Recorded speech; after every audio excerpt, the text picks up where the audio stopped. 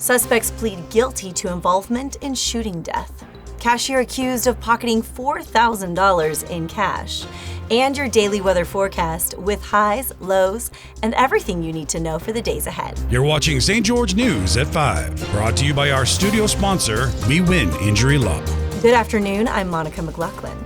Two men charged in connection with the shooting death of 17-year-old Kaylee Dutton pleaded guilty Tuesday in 5th District Court. Michael Hess-Witucky admitted to murder and felony discharge of a firearm and faces 15 years to life in prison, while Aldrich Felipe pleaded guilty to obstruction of justice and possession of a firearm by a restricted person. Both were arrested in January following a deadly shooting along Lund Highway, and sentencing is set for later this year. A 73-year-old cashier in Washington City was arrested Monday after allegedly stealing more than $4,400 from a Walmart register over several shifts. According to charging documents, security footage shows Sterling Cole Freeman pocketing money during transactions, leading to a third-degree felony theft charge. Freeman was already under a plea in abeyance for leaving the scene of a pedestrian crash in December, and that case is now under review following his latest arrest. Let's take a look at your daily weather forecast brought to you by Casablanca Resort and Casino. In St. George, it's currently 83 degrees under mostly cloudy skies. Tonight, expect mostly clear conditions with a low around 56 degrees. Tomorrow will be cloudy with a high near 72 and a low around 48. Moving to Mesquite, the current temperature is 86 degrees with partly cloudy skies. Tonight's low will be around 62 degrees. Tomorrow, anticipate mostly cloudy conditions with a high near 76 and a low around 53. In Cedar City, it's currently 69 degrees and mostly cloudy. Expect a low of about 47 tonight. Tomorrow will remain cloudy with a high near 58 and a low around 29. Now we'll head over to Jill Paulson for your weekly update on the Southern Utah real estate market. Estancia, one of St. George's premier resort-style communities located in the heart of Green Valley. These modern 2 to 5 bedroom condos feature upscale finishes and spectacular red rock views. Zoned for nightly and weekly rentals, Estancia is ideal for both investors and vacationers. Relax and unwind with the resort-style amenities like a heated pool, hot tub, pickleball, and basketball courts, all just minutes from hiking trails, golf courses, and downtown St. George. Prices range from the low 500s to the high 600s. Estancia offers comfort, convenience, and solid income potential. Thanks, Jill. Youth Futures, a nonprofit supporting homeless and at-risk youth in Utah, is facing operational uncertainty due to delayed and frozen federal funding.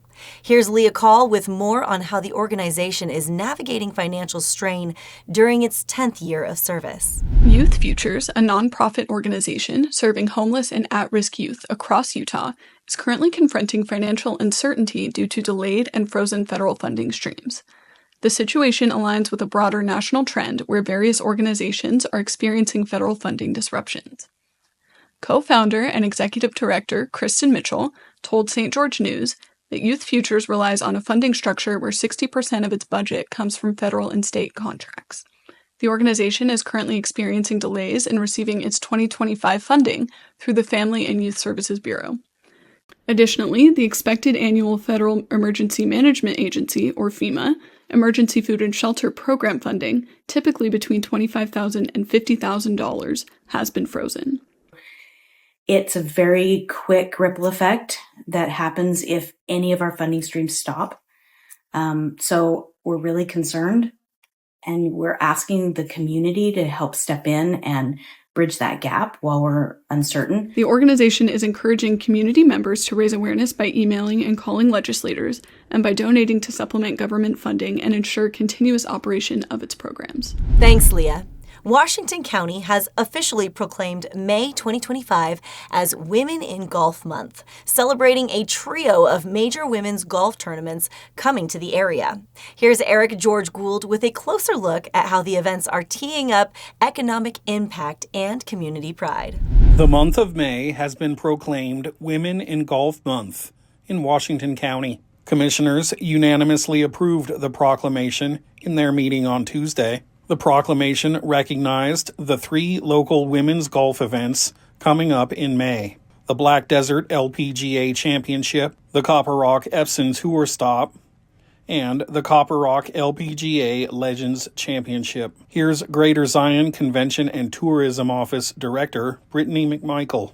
It's just such an amazing thing that I didn't know if I'd ever see happen in my career, to have these 3 major golf events in Washington County.